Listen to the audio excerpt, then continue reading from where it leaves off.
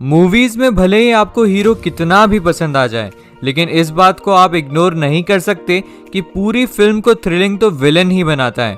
और अगर बात MCU के विलन्स की हो रही हो तो उनका ना तो कोई कंपैरिजन है ना कोई मैच, सब एक से बढ़कर एक हैं। आज के वीडियो में हम MCU के 5 सबसे ज्यादा खतरनाक और पावरफुल विलन्स की बात करने वाले हैं जिन्होंने हमारे हीरोज का जीना हराम कर दिया था। और वीडियो शुरू होने से पहले ये मैं आपको बता दूं कि ये लिस्ट का ऑर्डर हमारा ओपिनियन है और आपका लिस्ट ऑर्डर हमसे अलग हो सकता है। हालांकि हमने पूरी कोशिश की है कि हम आपके ओपिनियन से पूरी तरह रिलेट कर पाएं। और अगर आपने हमारे चैनल को अभी तक सब्सक्राइब नहीं किया है तो अभी सब्सक्राइब करें और साथ ही में बेल आइकन को भी प्रेस कर दीजिएगा ताकि आप हमारे वीडियोस के साथ बने रहें। So on that said, let's start our video.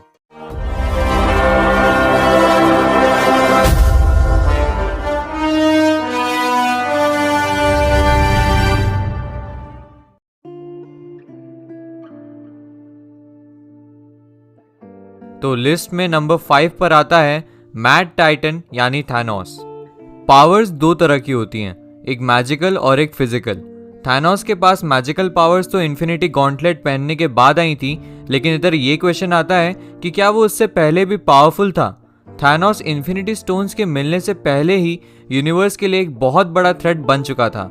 ऐसा सिर्फ इसलिए नहीं क्योंकि वो एक इटर्नल था, बल्कि इसलिए भी क्योंकि उससे ज्यादा डिटरमिन्ड पूरे यूनिवर्स में कोई भी नहीं था। जैसा कि उसे यूनिवर्स में बैलेंस बनाना था तो उसने गमोरा, जिससे वो सबसे ज्यादा प्यार करता था, उसे भी सोल स्टोन के लिए मार दिया था। मतलब ये है कि वो अपने डिजायर्स के लिए उस हद तक भी जा सकता है जितना और कोई कभी सोच भी नहीं सकता। ऐसे और भी पॉइंट्स हमने आपके लिए लाए हैं जो कि ये प्रूव करते हैं कि थैनोस इन्फिनिटी स्टोन्स मिलने के पहले भी एक सुपर विलन था और वो इन्फिनिटी स्टोन्स मिलने के बाद भी उनकी पावर्स को वील्ड करने के लिए वर्दी था। Point number 1, obsession with death. आपको क्या लगता है कि थैनोस आधे यूनिवर्स को मिटाने के लिए इतना पॉजेसिव क्यों था? क्या ये सिर्फ उसका एक डिजायर था या फिर ये सब कुछ वो किसी को इम्प्रेस करने के लिए कर रहा था?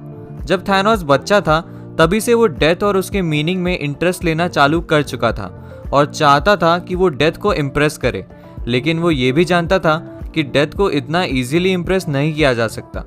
थैनोस ने लगभग सारी बुरी चीजें की, जैसे अपने ही फैमिली का मर्डर कर दिया, अपने ही प्लैनेट की पॉपुलेशन को खत्म कर दिया और तो और दूसरे प्लैनेट्स में भी सबको स्लॉटर करना स्टार्ट कर दिया ताकि वो सिर्फ डेथ को इम्प्रेस कर सके। लेकिन वो एक्स्ट्रा माइल तब चला गया जब उसने ये सोचा कि वो पूरे यूनिवर्स की आधी पॉपुलेशन को खत्म कर देगा सिर्फ और सिर्फ डेथ को इम्प्रेस करने के लिए। ऑब्वियसली ये ना तो थैनोस के लिए अच्छा था और ना ही मार्वल यूनिवर्स के लिए। ये वाला पॉइंट कॉमिक से लिया गया है और मूवी में हमें डेथ को इम्प्रेस करने का मेंशन नहीं दिखाया गया है, बल्कि थैनोस शुरुआत से ही यही चाहता था कि वो यूनिवर्स की आधी पॉपुलेशन को खत्म कर देगा ताकि आगे चल के लोगों को रिसोर्सेज की प्रॉब्लम ना आए, जैसे कि उसके प्लैनेट वालों को ओवर पॉपुलेशन की वजह से आई थी।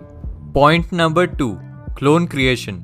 आप ये बोल सकते हो कि फिजिकली थैनोस का कोई कंपटीशन नहीं है और ऐसा कोई नहीं है जिसे वो फिजिकल कॉम्बैट में ना हरा सके, लेकिन उसने सोचा कि अगर उसे अपनी फाइटिंग एबिलिटी इंक्रीज करनी है तो उसे ऐसे किसी से लड़ना होगा जो कि थैनोस जितनी ही स्ट्रेंथ रखता हो, और वो खुद थैनोस ही था। तो उसने अपने बहुत सारे क्लोन्स बनाने स्टार्ट कर दिए ताकि वो अपने आप को एक टफ कंपटीशन दे सके। थैनोस के आधे क्लोन्स को तो उसने खुद ही डिस्ट्रॉय कर दिया था और बाकियों को दूसरे सुपर हीरोज ने डिस्ट्रॉय कर दिया था जिनको ये लगा था कि वो थैनोस खुद है। Point number 3, being an eternal. जब थैनोस पैदा हुआ था तो उसे डेविएंट सिंड्रोम था। ये एक ऐसी कंडीशन है जब इटर्नल्स अपने एनिमीज को रिसेंबल करते हैं, मतलब वो अपने एनिमीज की तरह फिजिकल अपीयरेंस और कैरेक्टरिस्टिक्स रखने लगा था। इर्रिस्पेक्टिव ऑफ द फैक्ट कि वो एक डेविएंट था, लेकिन वो एक इटर्नल भी था और इटर्नल होने की वजह से उसे इमॉर्टैलिटी भी मिली थी। Being an eternal, Thanos unlimited cosmic powers को वील्ड कर सकता था और सारे इटर्नल्स के पास एक जीनियस लेवल इंटेलिजेंस तो होता ही है, और इन्हीं सब बातों की वजह से पूरा यूनिवर्स थैनोस और इटर्नल से डरने लगा था। Point number 4, being patient. जैसा कि अभी मैंने आपको बताया कि थैनोस एक बॉर्न जीनियस था और इसलिए वो जानता था कि अगर उसे आधे यूनिवर्स को खत्म करना है तो उसे ऐसे लोगों से भी लड़ना पड़ेगा जो उससे भी ज्यादा पावर्स रखते हैं। इधर पावर्स का मतलब मैजिकल पावर्स है, जो कि थैनोस के पास नहीं थी। फॉर एग्जाम्पल हेला, ओडिन और भी बहुत सारे सुपर ह्यूमंस और गॉड्स। तो थैनोस ने ये सोचा कि वो यूनिवर्स को स्ट्राइक करेगा, लेकिन राइट टाइम पर। इसलिए उसने इन सब के या तो मरने का वेट किया या फिर वीक होने का, और जैसे ही इनमें से कोई भी नहीं बचा तभी थैनोस ने अपना काम चालू कर दिया। पॉइंट नंबर 5, मैंने आपको पहले ही बता दिया था कि थैनोस गॉन्टलेट के बिना भी बहुत पावरफुल था। जैसा कि उसका फिजिकली कोई भी कंपटीशन नहीं है और इटर्नल होने की वजह से उसके पास अनलिमिटेड कॉस्मिक पावर्स भी थी, साथ ही में इमॉर्टैलिटी भी थी। लेकिन क्या अकेला थैनोस काफ़ी था? अगर आपको एवेंजर्स के साथ साथ पूरे यूनिवर्स से लड़ना है तो अकेले तो काम नहीं चलने वाला। इसलिए उसने एक आर्मी बनानी स्टार्ट कर दी थी, और इन्फिनिटी वॉर और एंड गेम में हमें उसकी आर्मी अच्छे से दिख गई थी, जो कि बहुत मैसिव और पावरफुल थी। इनफैक्ट पूरे यूनिवर्स की सबसे लार्जेस्ट आर्मी थैनोस के ही पास थी। आर्मी में इबोनी मॉ, ब्लैक ड्वार्फ, प्रॉक्सिमा मिडनाइट और कॉर्वस ग्लेव भी थे, जिन्हें थैनोस के अडॉप्टेड बच्चे भी बोला जाता है। और इन्हें थैनोस ने ऐसा ट्रेन किया था कि ये इंडिविजुअली खुद भी एक सुपर विलन बन सकते हैं। और इतने पावरफुल होने के बाद भी अगर ये थैनोस को सर्व करते हैं तो मतलब थैनोस सही में बियॉन्ड पावर्स रखता था। साथ ही में हमने ये भी देखा था कि उसने the most powerful trio iron man, captain America और थॉर को कैसे सिंगल हैंडेडली टफेस्ट कंपटीशन दिया था, और थॉर को तो लगभग मार भी दिया था। कंक्लूजन यही है कि थैनोस गॉन्टलेट के बिना भी और उसके आने के बाद भी पावरफुल ही था। लिस्ट में नंबर 4 पर आती है हेला।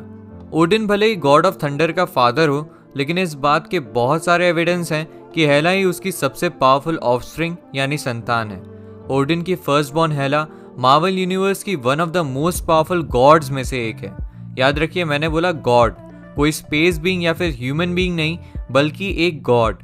उसके सिबलिंग्स थॉर और लोकी के पास नो मैटर कितनी भी ट्रेमेंडस अमाउंट में पावर हो, लेकिन आप इस फैक्ट को डिनाई नहीं कर सकते कि हेला उन सब में से इनफैक्ट पूरे एसगार्ड में सबसे ज्यादा डेंजरस है। तो चलिए जानते हैं कि क्यों हेला डेंजरस है और गॉडेस ऑफ डेथ भी है। Point number 1, breaking Thor's hammer. Thor Ragnarok में वो आइकॉनिक सीन जिसने सबको शॉक कर दिया था, इस बात का प्रूफ है कि हेला बहुत आराम से थॉर को हरा सकती है। जब उसने म्योनीर को तोड़ा तो आपने देखा होगा कि वो उसने अकेले एक हाथ से कर दिया।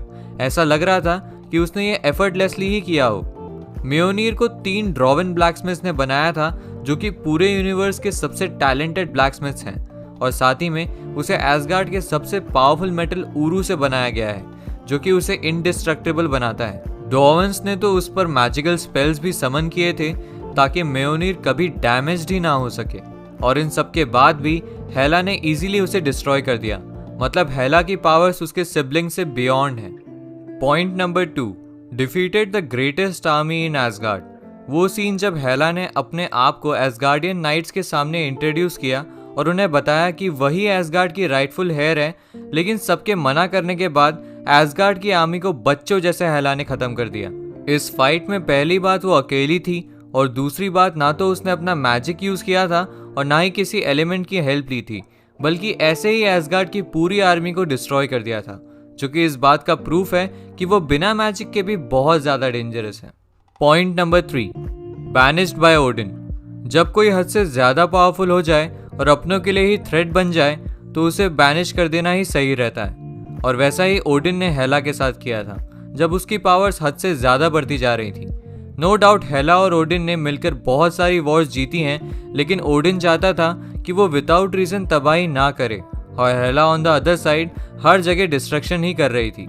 इसलिए ओडिन ने हेला को एसगार्ड से फॉरएवर बैनिश कर दिया, और वो तब तक वापस नहीं आ सकेगी जब तक ओडिन की सांसें चलती रहेंगी। Point number 4, awaken the death.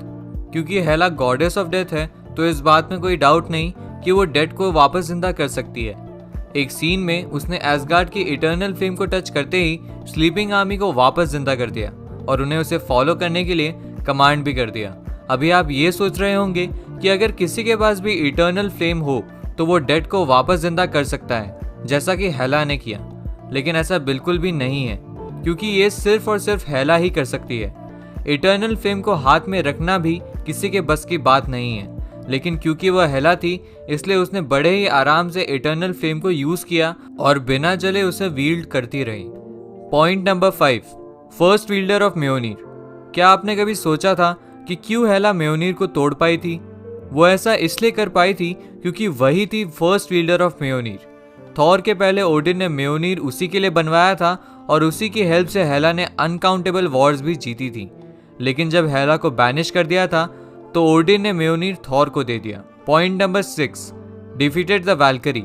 जब लोकी ने वैल्करी की मेमोरीज देखी तो उसे दिखा था कि कैसे हेला ने हर एक वैल्करी को मार दिया था और उनका एग्जिस्टेंस ही मिटा दिया था। हेला ने एक बार यह भी बोला था कि ओडिन 9 रेल्म्स को कॉन्कर करने के बाद रुक गया था, लेकिन हेला सारे रेल्म्स को कॉन्कर करना चाहती थी, जो कि अगेन बताता है कि हेला की पावर्स की रीच कहां तक जा सकती है। Point number 7, hand of glory. Movie में हेला की सारी पावर्स के बारे में नहीं बताया है, लेकिन कॉमिक्स में हेला की एक ऐसी पावर के बारे में मेंशन है जिसे आप सुनकर शॉक हो जाओगे, और वो है हैंड ऑफ ग्लोरी। हेला अगर किसी को भी टच करेगी तो वो गॉड, स्पेस बीइंग या फिर कोई भी हो, वो टच से ही मर जाएगा। लेकिन मूवी में ये नहीं दिखाया है, वरना जितनी बार उसने थॉर के नेक को पकड़ा था उतनी बार थॉर मर सकता था, और शायद इसीलिए उसे गॉडेस ऑफ डेथ भी कहते हैं। हमारा नंबर 3 सुपर विलन है सर्टर। सर्टर के बारे में ज़्यादा इंफॉर्मेशन अवेलेबल नहीं है क्योंकि उसका मेंशन कॉमिक्स और मूवीज़ में ना के बराबर है, लेकिन हमने फिर भी पूरा ट्राई किया है कि आपको उसके बारे में ज़्यादा से ज़्यादा बातें बता सके।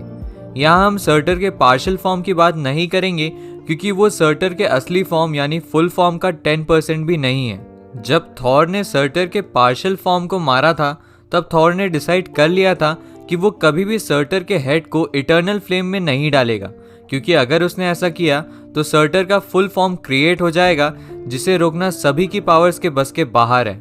लेकिन हेला को हराना भी था तो लोकी ने सर्टर के हेड को इटर्नल फ्लेम में वापस डाल दिया और सर्टर का फुल फॉर्म क्रिएट हो गया। सर्टर हमेशा से ही एसगार्ड में रैग्नारॉक लाना चाहता था और फुल फॉर्म में आने के बाद उसने वैसा ही किया। रैग्नारॉक लाकर एसगार्ड और हेला दोनों को डिस्ट्रॉय कर दिया। लेकिन क्या हेला, थॉर, लोकी मिलकर सर्टर को हरा सकते थे? इसका आंसर है नहीं। सर्टर एक फायर जाइंट है और इसका एग्जिस्टेंस थॉर से भी पहले का था और इसलिए वह हेला और बाकी सबसे बहुत ज्यादा पावरफुल है। ऐसा भी शायद ही पॉसिबल है कि ओडिन उसे हरा दे, लेकिन अगर वो रैग्नारॉक परफॉर्म कर रहा हो तो उसे कोई भी नहीं रोक सकता। उसकी पावर्स का मेन सोर्स उसका क्राउन है और हमें इस बात से भी उसकी पावर के बारे में पता चलता है जब उसने एसगार्ड में रैग्नारॉक लाया था। एसगार्ड उरू मेटल से बना है, मतलब वो इनडिस्ट्रक्टेबल है, लेकिन फिर भी पूरे के पूरे एसगार्ड को सर्टर ने अकेले ही खत्म कर दिया। सही में सर्टर में बहुत ज्यादा पावर्स हैं। मूविंग ऑन, लिस्ट पे नंबर 2 पर है ईगो।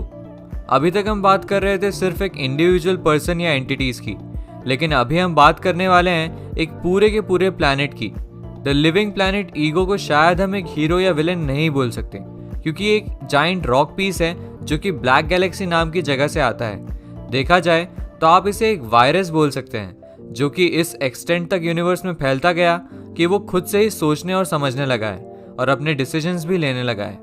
और जैसा कि इसका नाम है ईगो, ये सेल्फ इंटरेस्टेड है और इसे किसी और से कुछ फर्क नहीं पड़ता। लेकिन क्या ये लिस्ट में नंबर 2 पर आने जितना वर्थ रखता है? तो चलिए अब इसकी पावर्स के बारे में बात करते हैं। Point number 1, shape shifting. Ego अपने हिसाब से शेप शिफ्ट कर सकता है, मतलब वो जितना चाहे बड़ा और छोटा हो सकता है। Point number 2, climate manipulation. Ego जब चाहे अपने क्लाइमेट को बदल सकता है, मतलब अगर आप ईगो से फाइट कर रहे हो और सरफेस पर हो तो वो thunderstorms, cyclones, wind storms, dust strikes और रेन साइक्लोन्स ये सब आपके अगेंस्ट भी यूज कर सकता है और उसका सरफेस भी उसके मूड के हिसाब से बदलता रहता है। Point number 3, human organs. ये उसका प्लस पॉइंट भी है और माइनस पॉइंट भी कि बाहर से भले ही आपको ईगो एक रॉक पीस लगे, लेकिन अंदर से उसकी बॉडी और हमारी बॉडी में कोई ज्यादा डिफरेंस नहीं है। उसके पास भी हमारी ही तरह एक ब्रेन, हार्ट और बाकी के ऑर्गन्स हैं।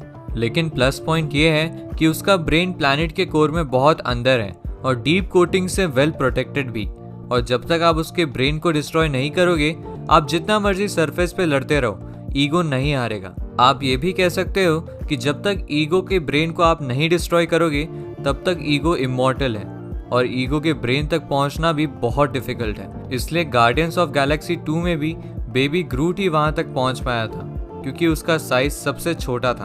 Point number 4, faster than light. Ego के पास एक स्पेसशिप भी है जिसे उसने खुद बनाया है और वो लाइट की स्पीड से भी ज़्यादा फास्ट ट्रैवल कर सकती है। मतलब ईगो जब चाहे तब कहीं भी पहुंच सकता है, चाहे वो यूनिवर्स का कोई भी हिस्सा हो। Point number 5, psychic abilities. Ego सिर्फ अपने माइंड से दूसरों पर अटैक्स करवा सकता है। मतलब वो खुद कुछ ना कर कर भी किसी को भी मार सकता है और साथ में वो किसी का भी माइंड पढ़कर उसे मैनिपुलेट या हिप्नोटाइज कर सकता है। तो मुझे लगता है कि इतने पॉइंट्स काफ़ी होंगे ईगो को लिस्ट में नंबर 2 पर रखने के लिए। तो फाइनली अब हम सबसे powerful super villain in the MCU history की बात करेंगे। तो नंबर 1 पर है डोरमामू। अब तक हमने बात की थी इंडिविजुअल पर्सन और एक प्लैनेट की, लेकिन अभी हम बात करने वाले हैं आधे से भी ज़्यादा यूनिवर्स की। हम यूनिवर्स में रहते हैं और हेला, थैनोस और ईगो भी यूनिवर्स में ही रहते हैं, लेकिन खुद यूनिवर्स नहीं है। इधर बात हो रही है खुद आधे से भी ज़्यादा यूनिवर्स की। यूनिवर्स में 70% डार्क एनर्जी है और 25% डार्क मैटर है और सिर्फ 5% वो यूनिवर्स है जिसमें थैनोस, हेला, ईगो और बाकी सब एग्जिस्ट करते हैं। लेकिन डोरमामू 70% वाले यूनिवर्स से आता है और वो खुद इस डार्क एनर्जी पर राज करता है, इसलिए उसे ruler of the dark dimension भी कहते हैं। और आप ये भी याद रखिए कि बाकी सारे सुपर विलन्स को डिफीट किया जा चुका है, लेकिन डॉक्टर स्ट्रेंज ने डोरमामू को डिफीट नहीं किया था, बल्कि उसे टाइम लूप में फंसाकर उसे वहां से जाने पर मजबूर किया था। लेकिन डॉक्टर स्ट्रेंज 2 में वो और भी ज़्यादा पावरफुल होकर आने वाला है, इसलिए हमें उसकी पावर्स के बारे में पता होना तो बहुत ज़रूरी है। तो चलिए उसकी पावर्स की लिस्ट को शुरू करते हैं। Power number 1, energy projection. क्योंकि वो खुद आधे से भी ज़्यादा यूनिवर्स पे राज करता है, तो ये कोई शौक वाली बात तो नहीं होगी कि वो जितनी चाहे कॉस्मिक एनर्जी को कास्ट कर सकता है। इतना समझ लीजिए कि उसकी एनर्जी प्रोडक्शन की कोई भी लिमिट नहीं है। यहाँ तक कि खुद डॉक्टर स्ट्रेंज की गुरु द एंशिएंट वन उससे डार्क एनर्जी लेती थी। Power number 2, time travel. Dormammu की दुनिया में टाइम एग्जिस्ट नहीं करता है, लेकिन वो कभी भी टाइम ट्रैवल कर सकता है। मतलब उसके लिए पास्ट, प्रेजेंट और फ्यूचर कुछ भी नहीं है, वो कभी भी कहीं भी पहुंच सकता है। Power number 3, dimensional portal creation. वो डार्क डायमेंशन का रूलर होने के साथ साथ किसी और डायमेंशन में भी कभी भी ट्रैवल कर सकता है, चाहे वो कोई भी डायमेंशन या रेल्म क्यों ना हो। Power number 4, elemental control. Dormammu universe के किसी भी एलिमेंट को आराम से कंट्रोल कर सकता है, चाहे वो फायर, वाटर, एयर कुछ भी हो। साथ ही में वो इन सभी एलिमेंट्स के अटैक को इजीली विथस्टैंड भी कर सकता है। तो ये थी डोरमामू की मेन पावर्स, और वैसे तो उसकी पावर्स की लिस्ट काफ़ी वास्ट है और शायद उसे एक्सप्लेन करने के लिए हमें एक और वीडियो बनाना पड़ेगा। तो आज के लिए बस इतना ही। वीडियो अच्छा लगा तो इसे लाइक करें, और अगर आप ऐसे कोई और टॉपिक पे हमसे वीडियो चाहते हैं तो वो आप हमें कमेंट सेक्शन में बता सकते हैं। मिलते हैं नेक्स्ट वीडियो में। Stay tuned.